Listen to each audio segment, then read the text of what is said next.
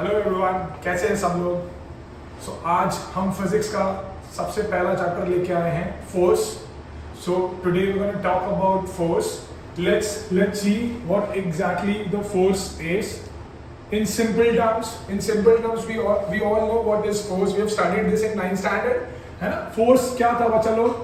Force is nothing but a push और अ पुल। अगर मैं किसी ऑब्जेक्ट को पुश करता हूं या किसी ऑब्जेक्ट को पुल करता हूं, सो that is nothing but a force. But physics के डेफिनेशन के हिसाब से फोर्स एक वो एक्सटर्नल कॉज था which tends to change the shape, size और स्टेट ऑफ द बॉडी।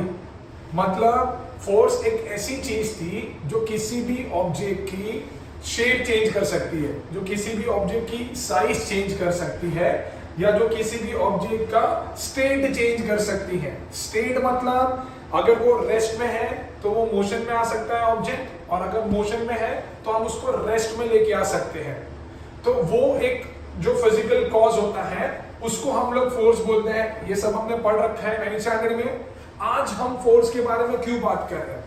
देखो बच्चा लोग, फोर्स जब हम लोग किसी रिजिड बॉडी के ऊपर लगाते हैं, when we apply a force on any rigid body, this force causes two types of motion in this body. जब मैंने किसी रिजिड बॉडी के ऊपर मैंने फोर्स लगाया तो वो जो फोर्स होगा वो रिजिड बॉडी के अंदर दो टाइप ऑफ मोशन क्रिएट करेगा। पहला जो मोशन है जिसको हम लोग बोलते हैं ट्रांसलेशनल मोशन। ट्रांसलेशनल मोशन जिसको हम लोग लीनियर मोशन भी बोलते हैं। एंड दूसरा जो होगा that would be rotational motion. That would be rotational motion. So if we apply a force, if we apply a force on any rigid body, so this force will create two types of motion in this body. First, translational motion और linear motion। उसका मतलब होता है कि जब मैं किसी body, कोई रिजिड बॉडी के ऊपर फोर्स लगाऊंगा तो वो ट्रांसलेशनल मोशन करेगी। उसका मतलब motion on a straight line. So it will start moving on a straight line, और it will have rotational motion. It will start rotating। तो भैया ये क्या मतलब ये क्या है? रिजिड बॉडी के ऊपर फोर्स लगा तो गोल गोल घूमने कैसे लगेगी? पॉसिबल है क्या? नहीं पॉसिबल है। कोई भी रिजिड बॉडी गोल गोल तभी घूमेगी या रोटेशनल मोशन तभी करेगी when it is pivoted at a point। when it is pivoted at a point, pivot का मतलब होता है when it is fixed from a point। जब वो किसी पॉइंट से फिक्स होगी और जब उस बॉडी के ऊपर मैं फोर्स लगाऊंगा तब वो रोटेशनल मोशन करेगी। एग्जांपल, अगर ये मेरा मार्कर है, ठीक है, अगर मैंने उसको यहाँ पे पाइवट करके रखा है, now if I apply a force तो मार्कर क्या करेगा? ऊपर नीचे करेगा, which is nothing but a rotational motion. But अगर मैंने इसको मेरे पाम पे रखा है और अभी मैं अगर उसको पुश कर रहा हूं, सो वो क्या करेगा? वो लीनियर मोशन करेगा, वो सीधा रास्ता फॉलो करेगा। तो रोटेशनल मोशन सिर्फ तभी पॉसिबल है जब कोई भी बॉडी पाइवटेड होती है। पाइवटेड मतलब जब कोई भी बॉडी फिक्स्ड होती है एट अ पॉइंट, तभी if we apply a force on that body तब वो रोटेशनल मोशन करना चालू करती है। क्लियर है बच्चा लोग? सो फोर्स अगर मैंने लगाया रिजिड बॉडी के ऊपर तो दो टाइप ऑफ मोशन आएंगे भैया, ट्रांसलेशनल आएगा और रोटेशनल आएगा। ट्रांसलेशनल का मतलब था सीधा मोशन, रोटेशनल का मतलब था गोल गोल घूमना। पर कोई भी बॉडी गोल गोल तो तभी घूमेगी जब उसको मैंने किसी पॉइंट से फिक्स करके रखा हुआ है, ठीक है। सो ये एक छोटा सा इंट्रोडक्शन था about translational and rotational motion. अब हम बात करते हैं turning effect. Turning effect of, जिसको हम लोग टॉर्क भी बोलते हैं। टर्निंग इफेक्ट और टॉर्क क्या होता है? लेट्स से मेरे पास एक बॉडी है, ठीक है, मेरे पास एक बॉडी है जो मैंने यहां पे पाइवट कर रखी है, यहां पे मैंने उसको फिक्स कर दिया है, ठीक है। तो अब जब मैं यहाँ पे फोर्स लगाऊंगा, तो कहना इसे ये मेरा लाइन ऑफ एक्शन है। लाइन ऑफ एक्शन का मतलब होता है बच्चा कि फोर्स का डायरेक्शन, अगर मैं फोर्स यहां लगा रहा हूं तो फोर्स का डायरेक्शन सीधा सीधा यहां पे जा रहा है बॉडी के ऊपर, और ये जो फिक्स पॉइंट है वहां से अगर मैं एक परपेंडिकुलर ड्रॉ करता हूं तो कहना इसे ये जो लाइन होगी फिक्स पॉइंट से वो फोर्स के लाइन ऑफ एक्शन से 90 डिग्री का एंगल बना रही है। तो इस डिस्टेंस को हम लोग बोलते हैं परपेंडिकुलर डिस्टेंस। परपेंडिकुलर डिस्टेंस, इसको हम लोग बोलते हैं परपेंडिकुलर डिस्टेंस। तो अगर किसी बॉडी के अंदर टर्निंग इफेक्ट क्रिएट करना है, टर्निंग इफेक्ट मतलब वही गोल गोल घुमाना है किसी बॉडी को, तो मुझे उसके ऊपर फोर्स लगाना पड़ेगा और वो जो बॉडी है वो एक पॉइंट पे पाइवट होनी चाहिए। So if any body is pivoted at a point and if I am applying a force on that body, this body will start turning. This body will start turning like this, ऊपर ऐसा ऊपर नीचे करेगी। But ये जो turning effect होता है वो दो फैक्टर पे डिपेंड करता है। सबसे पहला जो फैक्टर है that is magnitude of force. Magnitude of force मतलब मैंने कितना ज्यादा फोर्स लगाया है इस बॉडी के ऊपर। जितना ज्यादा फोर्स लगाऊंगा उतना फास्ट वो बॉडी घूमेगा। दूसरा perpendicular distance between the line of action and the fixed point.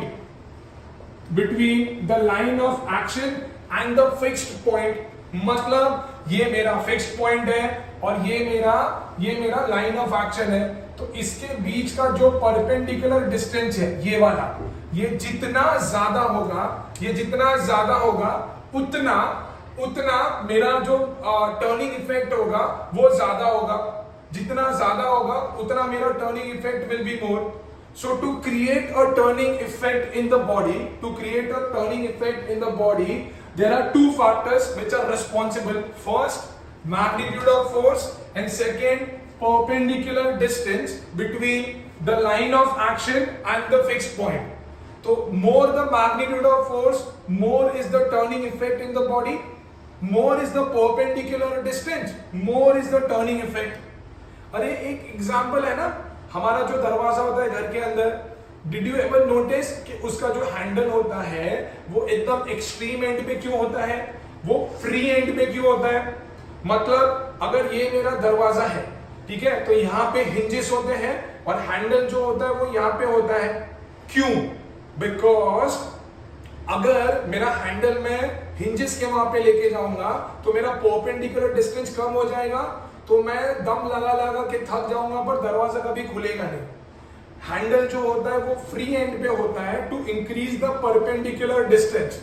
That is why हमारे घर पे जो छोटे छोटे बच्चे होते हैं वो भी दरवाजा आराम से खोल लेते हैं, क्योंकि दरवाजा अगर आप देखने जाओगे तो एक्चुअली में कितना हैवी होता है, but even a small kid can open it. Reason being because this handle of this door is provided at the free end of the door so as to increase the perpendicular distance.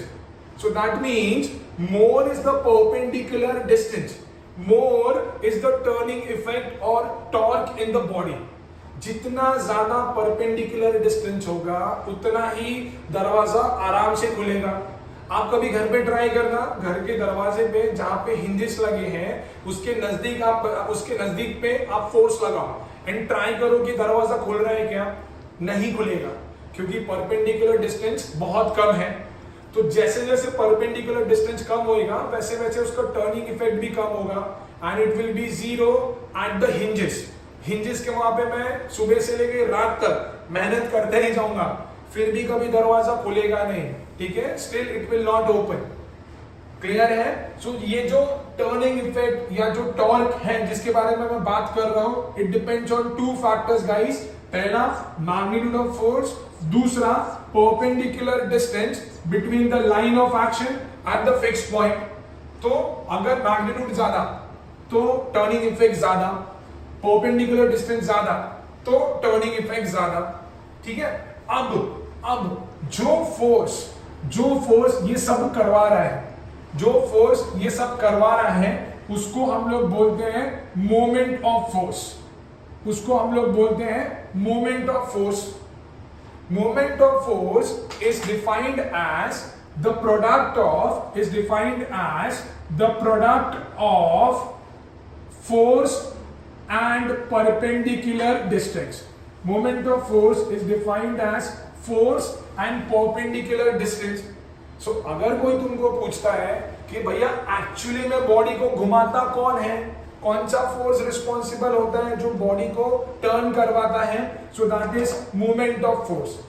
Moment of force is the force responsible to create a turning effect in the body. वही एक force है जो responsible होता है किसी भी body के अंदर टर्निंग इफेक्ट क्रिएट करने के लिए. समझ में आ रहा है? अब moment of force, since I have already told you that it is nothing but a force which is responsible to create a turning effect in the body. Clear है?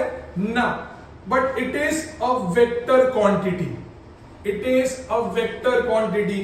When I say it is a vector quantity, that means for this direction is also important and magnitude is also important.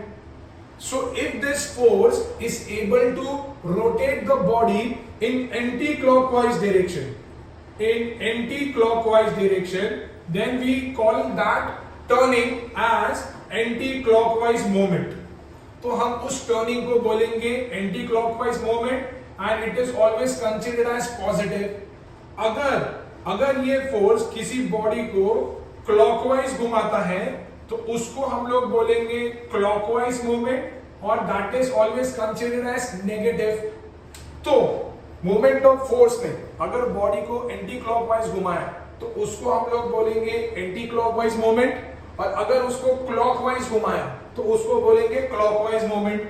Anti clockwise movement जो होते हैं that is always taken as positive and clockwise जो होते हैं that is always taken as negative. ठीक है? तो ये ही एक फोर्स है जो बॉडी को हमेशा घुमाएगा. ठीक है? It is the force responsible to create that turning effect in the body. Talking about its SI unit, let's see. Now, since moment of force is given by the formula force into perpendicular distance, force का जो SI unit होता है वो होता है Newton, distance का होता है मीटर. तो मोमेंट ऑफ फोर्स का एसआई यूनिट बना newton metre. This is just a dash जो मैं खाली एन और एन को सेपरेट करने के लिए लिखता हूं. तो इसका जो मोमेंट ऑफ फोर्स का एसआई यूनिट होता है that is newton metre. Whereas if I talk about CGS unit, force का होता है डाइन. ठीक है? डाइन एंड डिस्टेंस का होता है सेंटीमीटर. तो मोमेंट ऑफ फोर्स का जो सीजीएस यूनिट होगा that would be dyne centimetre. So SI unit would be newton metre, CGS unit would be dyne centimetre. Exam में बहुत बार आता है कि एमसीक्यूज में that 1 newton metre is equal to dash dyne centimetre. एक newton metre के अंदर कितने डाइन सेंटीमीटर होते हैं? So that is 10 to the power 7. एक न्यूटन मीटर के अंदर 10 to the power 7 dine centimetre होते हैं. लास्ट ईयर एग्जाम में एक क्वेश्चन आया था किसी के स्कूल के प्रीलिम में, that derive a relation between the SI unit and CGS unit of moment of force. हमको उन्होंने बोला था कि एसआई यूनिट और सीजीएस यूनिट जो मोमेंट ऑफ फोर्स है उसके बीच में रिलेशन बना के दिखाओ. तो कैसे किया था हमने? देखो, I would say that moment of force is equal to force into perpendicular distance. ठीक है ना? Moment of force is equal to force into perpendicular distance. ना, since 1 newton is equal to 10⁵ dyne and 1 meter is equal to 10 to the power 2 centimetre. So therefore 1 newton metre के अंदर 10⁵ डायन into 10⁻²² centimetre होगा। ठीक है, अभी law of indices, दो same base multiply हो रहे हैं तो पावर ऐड हो जाएंगे। So that would be equal to 10⁻7 dyne centimetre. तो 1 न्यूटन मीटर के अंदर 10⁻7 डायन सेंटीमीटर होते हैं। You have to remember this, ये याद रखना पड़ेगा बच्चा लोग। उसके कुछ ग्रेविटेशनल यूनिट्स भी होते हैं, let's talk about that as well. पहला होता है किलोग्राम फोर्स मीटर और दूसरा होता है ग्राम फोर्स सेंटीमीटर। पहला होता है किलोग्राम फोर्स मीटर, दूसरा होता है gram force centimetre. Majority of numericals में we gonna use this only, gram force centimetre. Clear है? सो ये एक छोटा सा इंट्रोडक्शन था मोमेंट ऑफ फोर्स के बारे में। अभी हम लोग बात करते हैं रियल लाइफ एग्जांपल्स कि मोमेंट ऑफ फोर्स कहां पे यूज होता है। We have already discussed about the door and its handle, है ना। दूसरा जो बेस्ट एग्जांपल है वो होता है अपना स्टीयरिंग व्हील। जो मम्मी पापा अपनी गाड़ी चलाते हैं, ठीक है, उसका जो स्टीयरिंग व्हील होता है ऐसा कुछ होता है ना। तो इफ यू एवर नोटिस, हमारे मम्मी पापा जो होते हैं वो यहाँ पे हाथ रख के गाड़ी चलाते हैं, एंड इफ यू सी आराम से वो फोन पे बात कर रहे हैं, जो कि एक बहुत बड़ा क्राइम है। ठीक है, you should never talk while driving. Anyway, but if anybody is driving a car, maybe your mom or dad, so you might have observed that they drive it with one hand. तो अगर आप देखोगे तो उन्होंने पकड़ा होता है rim के ऊपर, जो स्टीयरिंग व्हील का रिम होता है। रिम मतलब सरकमफरेंस पे उन्होंने हाथ पकड़ा होता है, ठीक है, और बड़े आसानी से उसको इस तरीके से घुमा देते हैं या इस तरीके से घुमा देते हैं, है ना। तो एकदम रिम पे वो क्यों पकड़ते हैं? क्योंकि मेरा स्टीयरिंग व्हील जो होता है वो यहां से फिक्स होता है, वो यहां से आसानी से घुमा सकते हैं क्योंकि परपेंडिकुलर डिस्टेंस जो होता है सर जी वो ज्यादा होता है।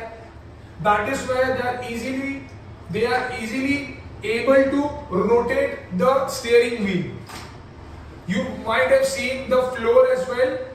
स्टोन का जो फ्लोर होता है, जो आटा पीसने का, आपने शायद पुराने जमाने की पिक्चरें नहीं देखी, वहां पे जब किसी को जेल होती थी तो वो व्हाइट टोपी पहन के आटे की चक्की घूमते थे, ठीक है। तो it was like something like this. तो उसका जो हैंडल होता था वो भी रिम पे प्रोवाइड होता था। इसके बीच में वो लोग वीट डालते हैं, गेहूं डालते हैं, ये दो स्टोन के प्लेट्स होते हैं, फिर वो ऐसा घिसते हैं जिसकी वजह से अंदर का जो वीट होता है it gets converted into flour. तो इसका जो हैंडल है वो भी रिम पे क्यों आता है? So that perpendicular distance increase हो सके और टर्निंग इफेक्ट जो है वो मैक्सिमम हो सके। That is why the handle of this flour is provided at its rim. Exam के पॉइंट ऑफ व्यू से जो एक हमेशा आता है वो आता है स्पैनर के बारे में। आपने स्पैनर को देखा होगा, it is somewhat like this, right. ऐसा कुछ स्पैनर होता है, इसके अंदर इस तरीके से नट के अंदर डाला जाता है। तो एग्जाम में क्वेश्चन आता है कि why the handle of the spanner is long. ये जो स्पैनर का हैंडल होता है वो इतना लंबा क्यों होता है? क्योंकि हम सब पकड़ते यहां से हैं, हम यहां से सब लोग पकड़ते हैं। Again for the same reason कि the spanners are provided with long handle to increase the perpendicular distance. क्योंकि एक बार मैंने स्क्रू पे यहां पे फिट किया तो ये पॉइंट फिक्स हो गया। So to increase the perpendicular distance so as to create maximum turning effect। अगर हैंडल इसका छोटा होता तो हम कभी इसको खोल ही नहीं पाते, इस नट को हम कभी खोल ही नहीं पाते। सिंस हैंडल उसका बड़ा होता है तो it becomes very simple to open this nut. समझ में आ रहा है? So the handle of the spanner is provided with long handle. The spanner is provided with long handle so as to increase the perpendicular distance and to create maximum turning effect. To create maximum turning effect. समझ में आ रहा है guys? है ना? So this was small introduction about moment of force. ये थोड़ी सी कहानी थी moment of force के बारे में. So अभी हम बात करते हैं सेंटर ऑफ ग्रेविटी के बारे में. सेंटर ऑफ ग्रेविटी के बारे में बात करते हैं. ठीक है, तो अभी लेट्स से एक रैंडम बॉडी है. We know that any body is made up of many particles. ठीक है, entire body is made up of many particles. बहुत सारे पार्टिकल से बनी हुई रहती है. And because of force of attraction of earth, because of gravity of earth, ये सारे पार्टिकल्स का जो वेट होता है वो नीचे की तरफ जाता है. मतलब फॉर एन एग्जांपल, अगर एक बॉडी है, ठीक है, अगर एक बॉडी है जो मैंने किसी थ्रेड से मैंने हैंग करी है, तो उसके अंदर के जो पार्टिकल्स होंगे वो क्या करेंगे, उनके ऊपर ग्रेविटी लगेगी, बिकॉज ऑफ विच वो नीचे जाने का ट्राई करेंगे, नीचे जाने की कोशिश करेंगे. बट एक पॉइंट बॉडी के अंदर ऐसा होगा, एक पॉइंट बॉडी के ऊपर ऐसा होगा जहां पे उसका सम ऑफ मोमेंट्स, जहां पे पूरी बॉडी का जो सम ऑफ मोमेंट्स होगा वो जीरो होगा. एग्जाम्पल देते हैं. लेट्स से इसको मैंने थ्रेड से हैंग किया है. ठीक है, अभी क्या होगा कि कुछ पार्टिकल्स बॉडी के अंदर बॉडी को इस तरफ टिल्ट करने का ट्राई करेंगे. कुछ पार्टिकल्स बॉडी को इस तरफ टिल्ट करने का ट्राई करेंगे. सो बॉडी खुद को बैलेंस कैसे करेगी? बॉडी खुद को हमेशा एक ही पॉइंट से बैलेंस करती है, एंड वो पॉइंट जो होता है वहां पे sum of moments of all this points, algebraic sum of moments of all this point becomes zero. उस पॉइंट को बोलते हैं centre of gravity. It is defined as a point about which algebraic sum of moments, of all the particles constituting the body, is zero. भैया सीधी भाषा में समझते हैं, हिंदी में समझते हैं. बॉडी को मैंने हैंग करा है. बॉडी ऐसे रोटेट करेगी, या तो डिपेंडिंग ऑन कि कौन से पार्टिकल्स उसके ज्यादा हेवी है तो उस साइड पे वो हमेशा मुड़ने का कोशिश करेगा. अभी वो स्टेबल तभी रहेगी, उसी पॉइंट पे रहेगी जिस पॉइंट पे यहां पे जो मोमेंट्स लग रहे हैं इस डायरेक्शन में, और इस डायरेक्शन में जो मोमेंट्स लग रहे हैं वहां पे, इस डायरेक्शन में जो मोमेंट्स लगे वो सबका एडिशन जीरो होना चाहिए. ठीक है, तो जब बॉडी खुद को स्टेबल कर देती है जिस पॉइंट के ऊपर, उस पॉइंट को हम लोग बोलते हैं सेंटर ऑफ ग्रेविटी. उस पॉइंट को हम लोग बोलेंगे centre of gravity. So it is that point. वो एक ऐसा पॉइंट होता है बॉडी के अंदर जहां पे बॉडी के अंदर के पार्टिकल्स का जो भी मोमेंट होता है, जो भी मोमेंट ऑफ फोर्स होता है, उसका एडिशन जीरो होता है. आपने देखा रहेगा बहुत बारी जो एथलीट्स होते हैं जो अलग अलग करतब दिखाते हैं. आपने देखा है कभी वो पोल के ऊपर चढ़ते हैं, और खुद को बैलेंस आउट करते हैं. वो अपने एब्डोमेन से अपने नेवल पार्ट से उस पोल के ऊपर लेट जाते हैं पूरा, और खुद को बैलेंस करते हैं, और हम शॉक हो जाते हैं कि अरे भाई उसने क्या कर दिया. उसने कुछ भी नहीं किया. उसने क्या किया, उसकी पूरी बॉडी के अंदर के पार्टिकल्स का जो मोमेंट ऑफ फोर्स था उसने यहाँ पे जीरो करवा दिया. तो हमारे जो बॉडी का सेंटर ऑफ ग्रेविटी होती है वो हमारा नेवल पार्ट होता है, क्योंकि जब मैं अपने नेवल पार्ट से कहीं पे हैंग होऊंगा तो मैं स्टेबल रहूंगा, ना मैं ऐसा होऊंगा ना मैं ऐसा होऊंगा. क्यों? अगर मेरी बॉडी ऐसे हो रही है तो यहाँ पे मोमेंट ऑफ फोर्स क्या कर रहे हैं, बॉडी को इस डायरेक्शन में टर्न कर रहे हैं, अगर मेरी बॉडी ऐसे हो रही है तो यहाँ पे मोमेंट ऑफ फोर्स क्या कर रहा है, बॉडी को ऐसे टर्न कर रहा है, तो मेरा जो बीच वाला पार्ट है, मेरा जो नेवल पार्ट है, वो क्या करेगा, वो मेरा इस मोमेंट ऑफ फोर्स और इस मोमेंट ऑफ फोर्स को इक्वल कर देगा या स्क्वायर ऑफ कर देगा। स्क्वायर ऑफ का मतलब ये दोनों को जब मैं ऐड करूंगा तो आंसर मेरा 0 हो जाएगा, तभी मैं बैलेंस खड़ा रहूंगा, ना इधर झुकूंगा ना उधर झुकूंगा। सो उसको हम लोग बोलते हैं centre of gravity. It is that point about which algebraic sum of moments of all these particles constituting this entire body is 0 होगा, उसको हम लोग बोलते हैं सेंटर ऑफ ग्रेविटी। अब सेंटर ऑफ ग्रेविटी जो होती है वो कुछ फैक्टर्स पे डिपेंड करती है, वो फैक्टर्स के बारे में बात करते हैं। देखो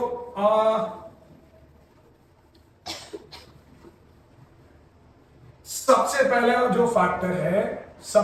जो फैक्टर है वो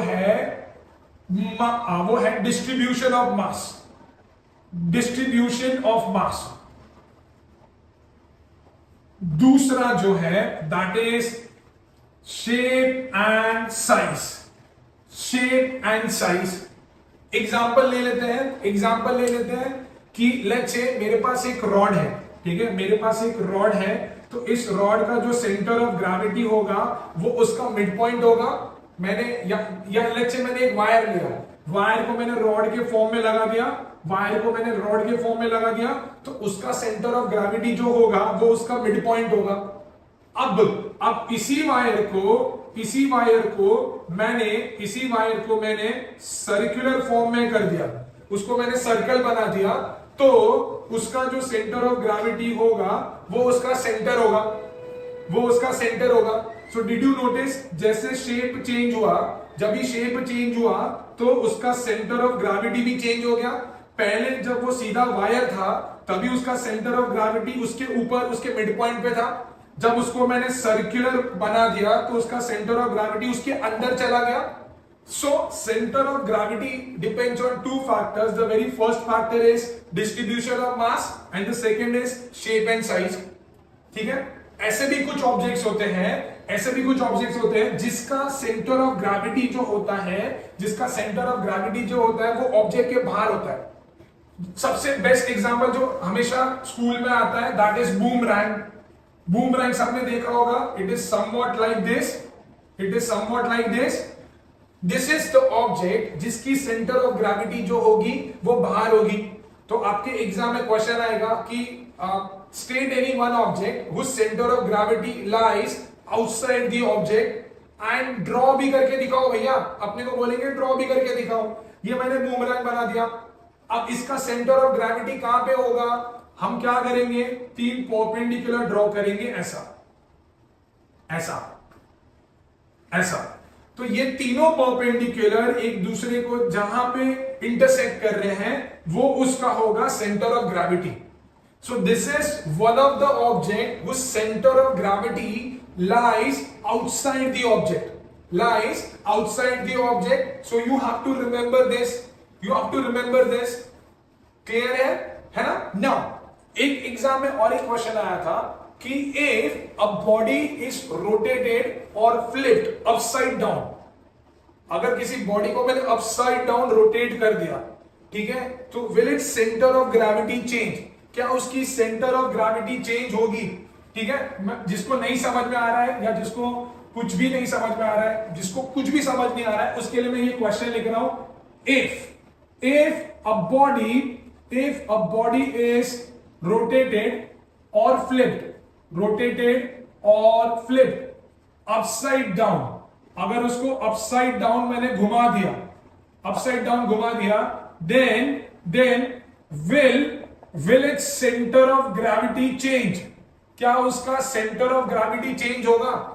सोचो भैया, मेरे को ही पकड़ लो, पहले आपने मेरे को यहां से लटकाया था, अब पैर से लटका रहे हो, तो क्या मेरा सेंटर ऑफ ग्रेविटी चेंज होगा? सोचो, लगाओ दिमाग, क्या करोगे अगर बोर्ड में आ गया तो?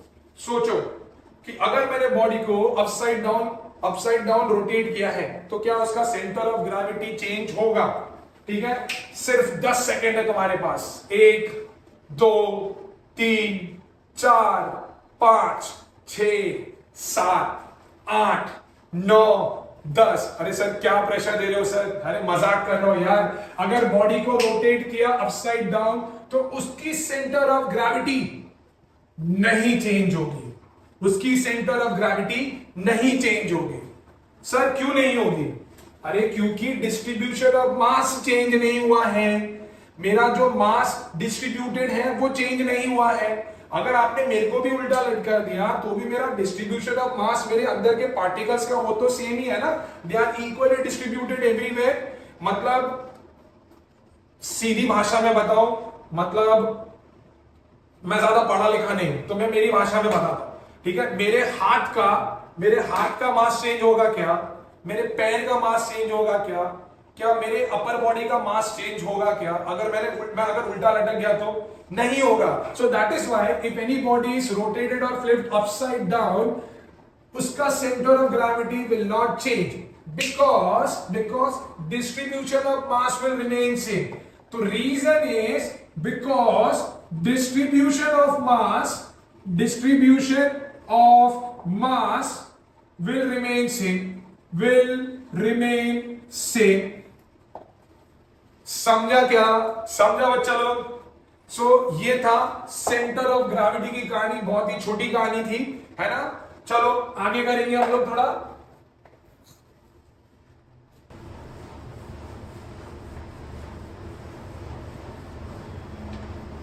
सो बच्चा लोग अभी हम लोग डिफरेंट शेप का सेंटर ऑफ ग्रेविटी कहां पे होता है, ठीक है, एक बार हम लोग वो देख लेंगे।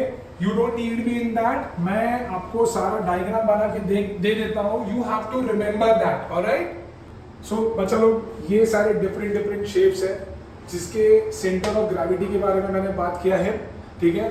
जस्ट नोट दिस डाउन और हमें याद रखना है, एग्जाम में कोई भी ऑब्जेक्ट आ सकता है और उसके सेंटर ऑफ ग्रेविटी के बारे में पूछेंगे, ठीक है। तो मैं जरा साइड में हट जाता हूं, आप अच्छे से इसको कॉपी कर लीजिए बच्चा लोग।